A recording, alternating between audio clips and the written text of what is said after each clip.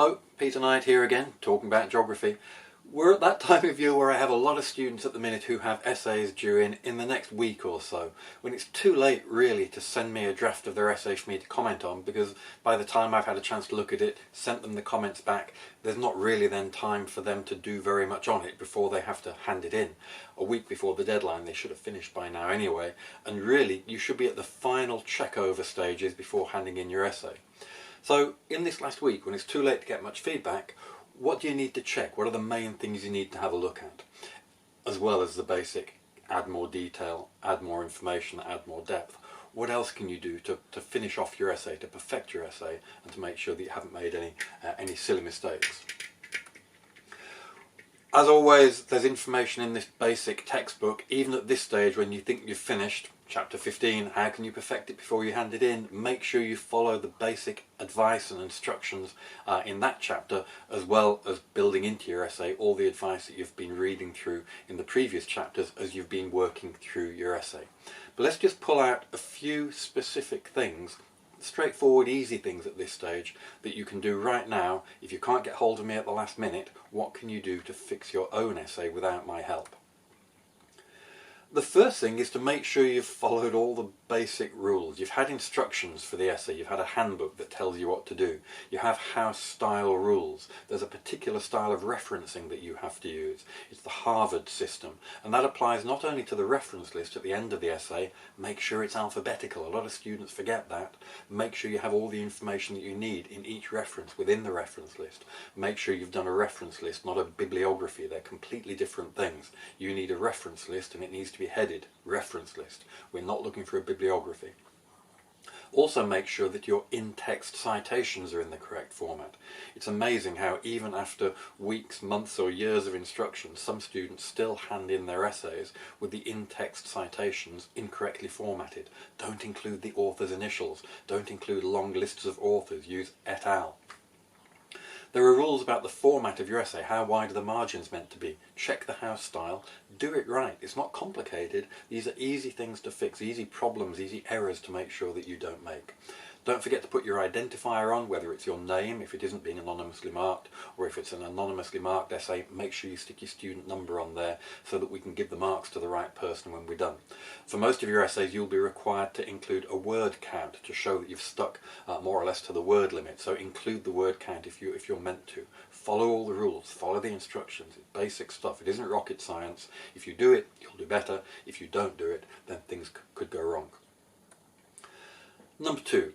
We're talking about geography essays here. I can't really think of a geography essay that isn't going to benefit from having some maps or diagrams or tables, some kind of figures or illustrations included within it. If you don't have any, or if you don't have many diagrams in your essay already, just have another look and see if you can include some. It's a really good way, it's not just to brighten up the page, it's a way of incorporating more information, more detail, more clarity into your essay without having to massively increase the word count. Don't forget though to include captions for your diagrams so that you're telling the reader what they are. Give them numbers, figure 1, figure 2, and make sure that you have a connection to the diagram from the text. So in your text you might say Smith 1928 argued blah blah blah as shown in figure 2, and then figure 2 is from Smith, and there you have the information. So remember to do all the bits and pieces to make sure that your figures are working properly, but do include more figures.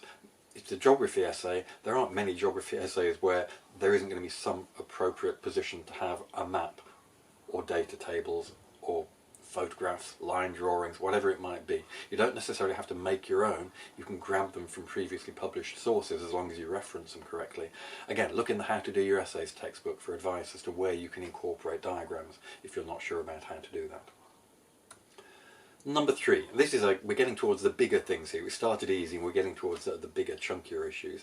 Did you actually answer the question? Look again at the title of your essay.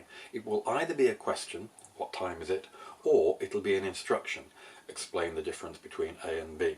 You have to do exactly what the title has told you to do. If it's asking you a question, don't just talk about the topic, give the answer, and do it prominently. Make sure the reader sees that answer straight away and knows where you're going. Make sure it's there in the introduction, make sure the whole essay is focused on it, and make sure it's there again very clearly in the conclusion. If the essay is giving you an instruction, describe this, compare these things.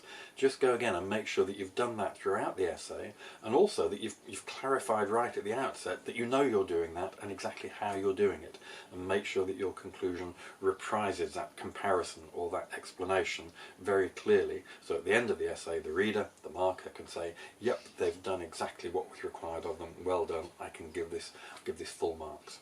So make sure you've done what's actually required of you and you've answered the question. Don't just ramble around the topic, or don't drift off topic, don't drift away from exactly what you're meant to be doing.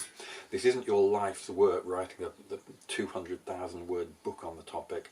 You're answering a question or fulfilling a very specific instruction. That's number 3.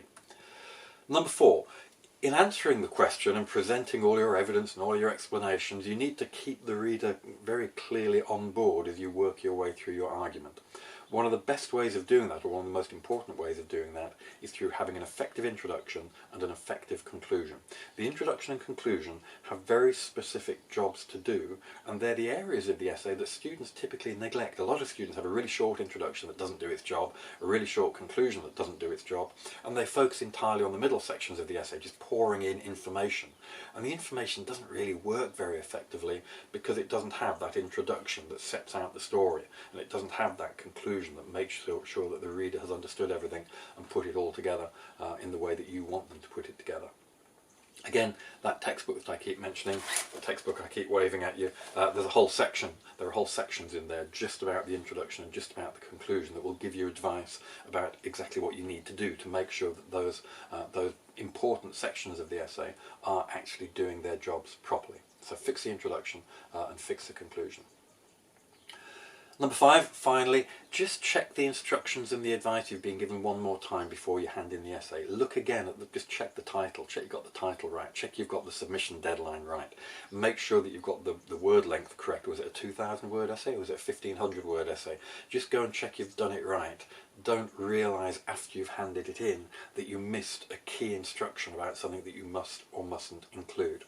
Likewise, if you have a house style, well, for my students, you have a house style document that tells you how you have to format the essay, what the font size needs to be, what the margins need to be. Just make sure you followed those basic instructions by looking at the book one more time. Look at the instructions one more time. And of course, likewise, the How to Do Your Essays book. Just have another read through of that.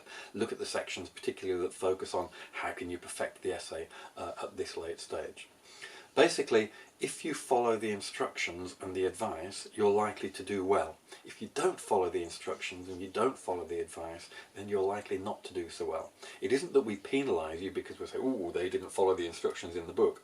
But the instructions in the book and the house style are there to help you to produce a good essay. So if you follow all those instructions and all that advice, you're likely to do so. For the house style rules, then there are sometimes specific penalties. If you don't format your work correctly in the Harvard style, well, that gives a poor professional impression, and it indicates you haven't followed those particular instructions, then you're going to be penalised for that.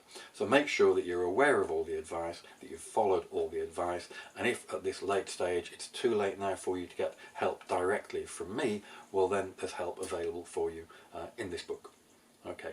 Good luck. I'll look forward to seeing your essays in less than a week.